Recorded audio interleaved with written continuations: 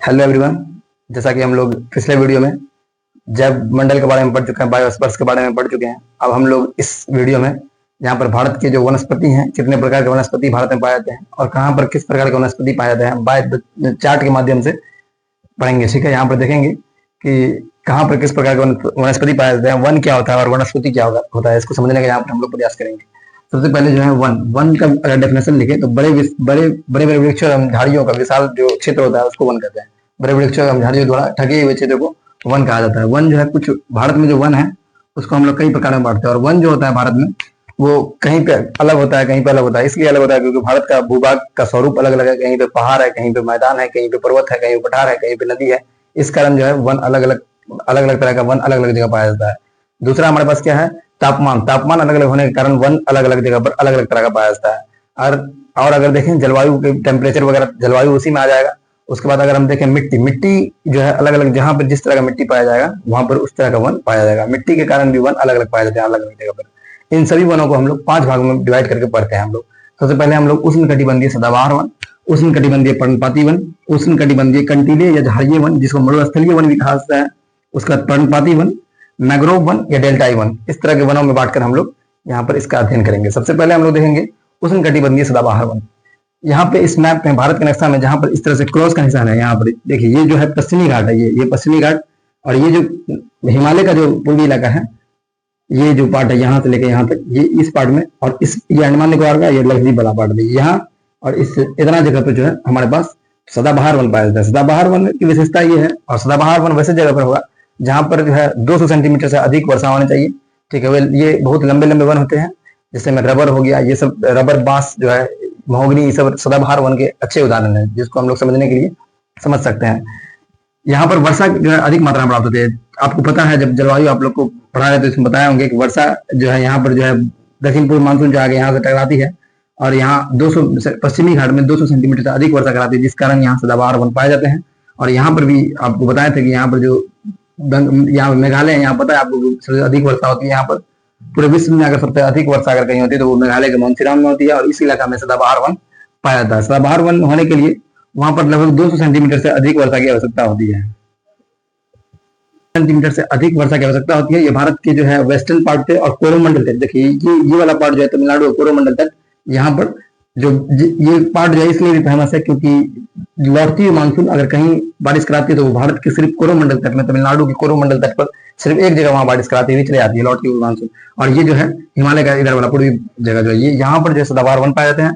ये वन जो है लंबे लंबे होते हैं, लंबे वन होते हैं, लंबे इसके लकड़ी होते हैं। इसका लकड़ी का जो है मजबूत होता है, जो कि इसका लकड़ी इतना लंबा होता है जिसको हम लोग ज्यादा यूज नहीं करते हैं। घर वगैरह का फर्नीचर बनाने में इसका यूज नहीं के बराबर होता है, बहुत कम होता है। ठीक है, ये इसका पत्ती जो है बहुत चौड़ा होता है। ये सब इसका विशेषता है। इसका विशेषता को हम लोग अगले स्लाइड पर देख लेंगे। ठीक है, यहाँ देखते हैं पर्णपाती वन को समझते हैं आप। ये वन जो है, इस वन को जो है लगभग, इस वन को होने के लिए वर्षा की आवश्यकता इसमें है 120 से लेके या 70 से लेके मान सकते हैं, तो 70 से लेके 200 सेंटीमीटर तक इसको वर्षा की आवश्यकता है। जो ये वन जो है पर्णपाती वन, भारत के सबसे बड़े भूभाग पर, ये जो देख रहे हैं ये वाले प्लस वाला आइकन जो भी है, ये जो जितना भी है ये सब भूभाग, ये पर्णपाती वन है जो भारत के सबसे बड़े भूभाग पर पाया जाता है, पर्णपाती वन।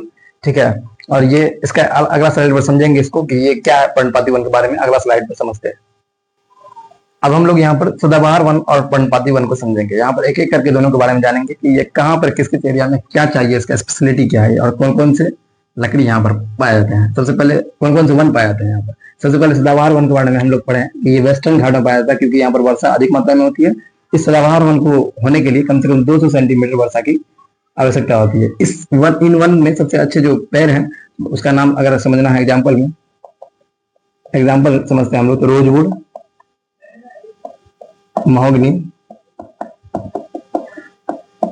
सिनकोना,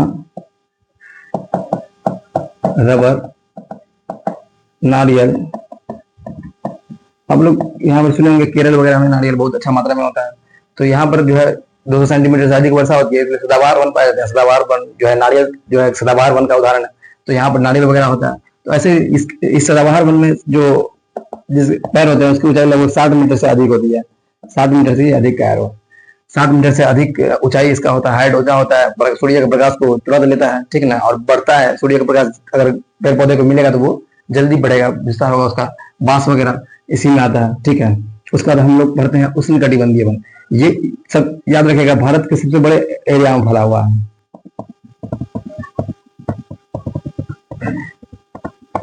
इस पर्णपाती वन का भारत के सबसे बड़े क्षेत्र में इसका विस्तार है, जो कि बिहार, उड़ीसा, झारखंड वगैरह में जो है, वहां पर बीच में एक पठार वाला एरिया है जिसमें वहां पर पर्णपाती वन नहीं पाया जाता है, वहां पर दूसरा तरह का वन पाया जाता है। ठीक है, ये वाला जो वन है, ये वाला वन, ये सब पर्णपाती वन है, ये जितना भी एरिया है, ठीक है, यहाँ पर जो भारत के सबसे बड़े भूभाग पर पाया जाता है। इसके लिए इसको वर्षा जो है 70 सेंटीमीटर से लेकर 170 सेंटीमीटर से लेकर 200 सेंटीमीटर के बीच में जो वर्षा होती है, ये इसी वन में होगा। ठीक है, वहां पे पर्णपाती वन का पाया जाता है। 200 सेंटीमीटर से ऊपर जहां पर वर्षा होती है वहां पे सदाबहार वन, और 70 से लेकर 200 तक में पर्णपाती वन। देखिए पर्णपाती वन में जो है, पर्णपाती वन में जो है साल, उसके बाद आम वगैरह का पौधा होता है इसी वन में होता है, सकुआ का पौधा होता है इसी वन में। ठीक है, और भी बहुत सारा पौधा है। ठीक है, महोगनी हो गया, सॉरी महोगनी ने महुआ टाइप का ये सब जो पौधा हो गया, ये पर्णपाती वन में पाया जाता है। ठीक है, और पर्णपाती वन का विस्तार भारत के बहुत बड़े एरिया पे है। ठीक है, और जो है ये इसको पतझड़ वन भी कहते हैं, क्योंकि ये जो है पतझड़ के समय में जो है अपना जितना भी पत्ता रहता है वो गिरा देता है। ठीक है, और फिर से इसमें पत्ता आता है, इसलिए इसको पतझड़ वन भी अगर किसी का नाम है तो इसी को बोलते हैं पतझड़ वन। ठीक है, यहाँ पर शॉर्ट में हम लोग समझे कि उष्णकटिबंधीय पर्णपाती वन क्या है, उष्णकटिबंधीय सदाबहार वन क्या है। एक चीज और समझिए, ये हम लोग जानते हैं कि ट्रॉपिक ऑफ कैंसर, ये वाला इलाका हमारा उष्णकटिबंध में है। तो यहाँ हम जानते हैं कि भारत जो है आधा उष्णकटिबंध में, आधा शीतोष्ण, आधा जो है उष्णकटिबंधीय प्रदेश में, आधा उपोष्णकटिबंधीय होती है। ये उष्णकटिबंधीय लगा हुआ जहाँ भी, ये इसका मतलब है, ये देखिए ये उष्णकटिबंधीय क्षेत्र में है, इसीलिए उष्णकटिबंधीय लगा हुआ है। यहाँ भी ज्यादातर जो है उष्णकटिबंधीय क्षेत्र में, इसलिए उष्णकटिबंधीय लगा हुआ है। ये चीज हम लोग को समझना है। आगे हम लोग इसी में देखेंगे कि मैग्रोव वन क्या है, डेल्टाई वन क्या है, उसके बाद मरुस्थलीय वन क्या है, झाड़ी वन क्या है। आगे वाले वीडियो में हम लोग इसको समझने का प्रयास करेंगे। इसको यहाँ तक जो चार्ट वाइज हम लोग यहाँ पर भारत के मैप के थ्रू इस यहाँ तक समझने का प्रयास किए वन को, आगे हम लोग उसको समझेंगे। ऐसे ही इंफॉर्मेटिव वीडियो को देखने के लिए हमारे चैनल को सब्सक्राइब कीजिए, हमारे वीडियोस को लाइक कीजिए। Thank you.